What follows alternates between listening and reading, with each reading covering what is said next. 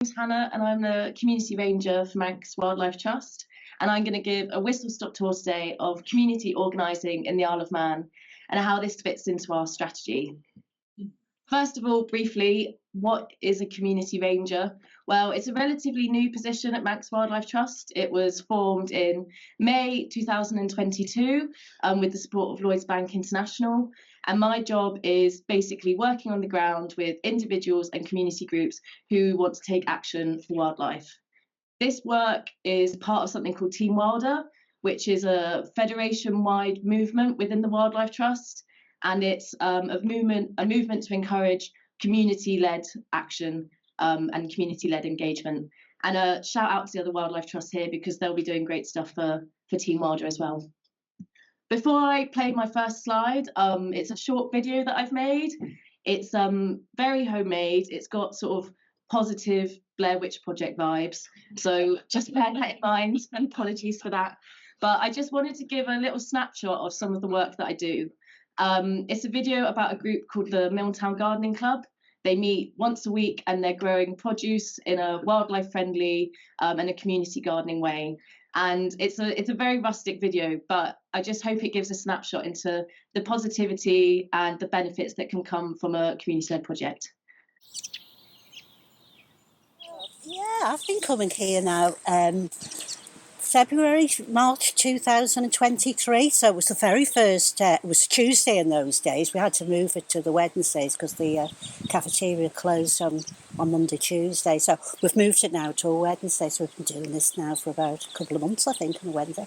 But yeah, really enjoyed my time here because... One of the interesting things is, besides being a gardening club, it's also a social club, and it's also very geared to Manx Wildlife Trust.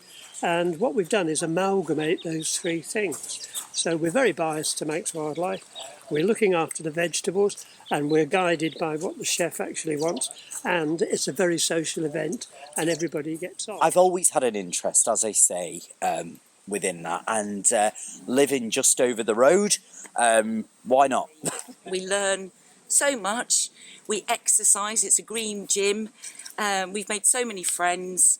It's just fabulous. Absolutely love it. It attracts people of all ages and abilities, and it's, I think, the highlight of our week for quite a few people. Each time I go into the plot now, I think, oh, I've done that. As an individual, you could look at a task and it would just be so completely daunting, but when you work with a team, the job gets done. The difference in the 18 months of May is something I can't get over it. But there's no pressure. It is just such a lovely group to belong to. It's great, that's all I can say, absolutely great. So putting people at the heart of our strategy. So up on the screen, we have Manx Wildlife Trust Strategy Goal 3. So connecting people in the Isle of Man strongly to nature and to inspire the people of the Isle of Man to act for wildlife. By following this strategy, we hope to achieve our two core aims, which is 30 by 30, so protecting 30% of Manx land and sea by 2030, and to have 1 in 4 people acting for nature and climate. So it might have seemed strange once upon a time to have people at the heart of a wildlife conservation charity strategy, but I think, as we all know now, and as we heard yesterday, to solve the crisis that we're facing, we need to be acting together and to have as many people on board as possible. We are facing a climate and ecological crisis, which requires significant and immediate action. But as well as this, we need to lay strong foundations for a long-term future where people and wildlife can thrive together, and where wildlife and the environment is at the heart of people's decision-making. To do this, we need to work harder to expand our engagement with a wider group of people, to form trusted relationships, and to grow that connection with people and nature. So going forward, we can create a place where people are putting wildlife at the heart of their decisions. I mean, we in here know that helping wildlife is not only just good for the environment, but also good for people as well. To us, that's obvious, but we need to build that knowledge and to create that future where people are aware of that as well. So why a community organising approach? So I've just discussed about why people are at the heart of our strategy and about that long-term future goal. But why are we shifting towards community-led projects and towards a community organising approach? Well, when communities work together, the possibility for positive changes are endless. And community organising is the work of bringing people together to create those changes. Community organising, at the end of the day, is just listening to people and giving them the confidence to go out and create their own projects. It's all about creating ownership and creating projects with longevity.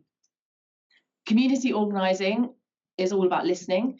And so by having this approach, not only do we hear a number of brand new ideas and hear from people outside of our bubble, but also it creates a movement that more people want to be part of.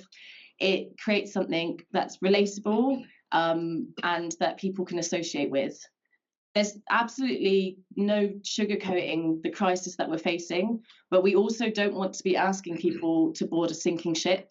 And therefore, by using community organising, we are creating a movement that is hopeful, fun, relatable, and that people can get involved in. It's such a big issue that we're facing that a lot of people just cannot come to terms with it. They cannot work out how they can possibly help. But by turning it into local, collective action that people can relate to and people can see themselves getting involved in, that's a great stepping stone for getting people involved in our movement and then helping them to then take further action. So that's why we've moved towards a community organising approach. And now I'm just going to talk about the key aspects of community organising and what actually is it and what does it mean.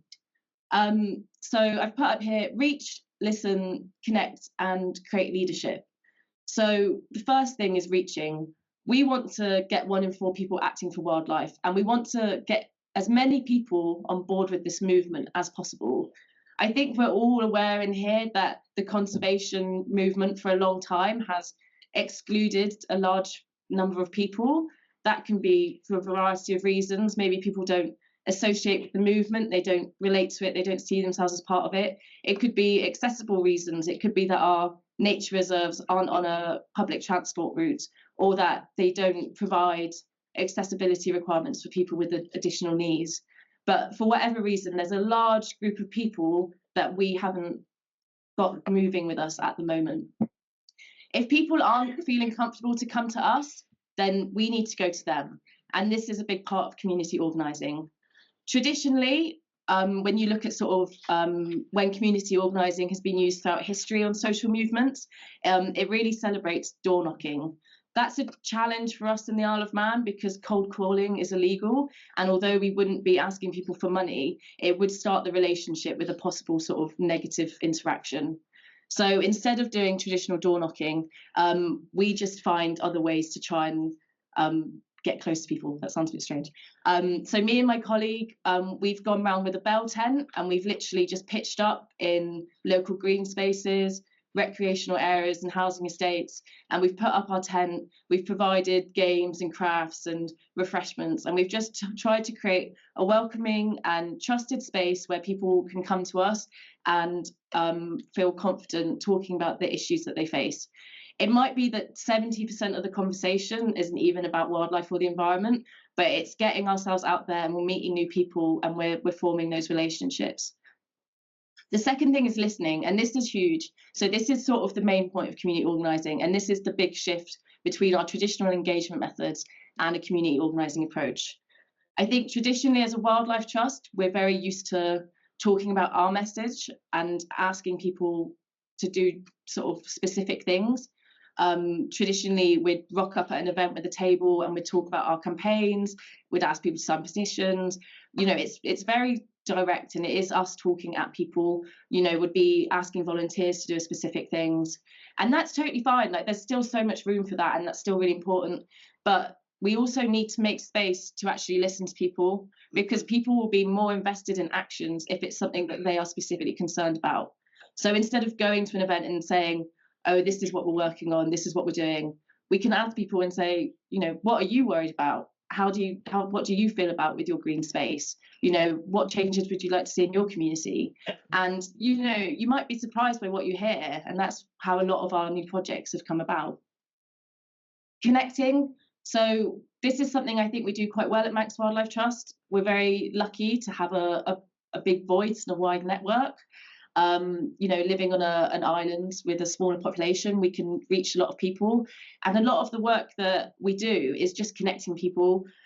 People reach out because they have an idea, and I can say, oh, well, I've actually spoken to someone who feels the same, and I can link them up. Or someone reaches out and they're just like, oh, I just need someone to help me with this work. I need someone with a van who could give me a hand. And we can connect these people because we're sort of that overarching umbrella. So connecting people is a large part of it.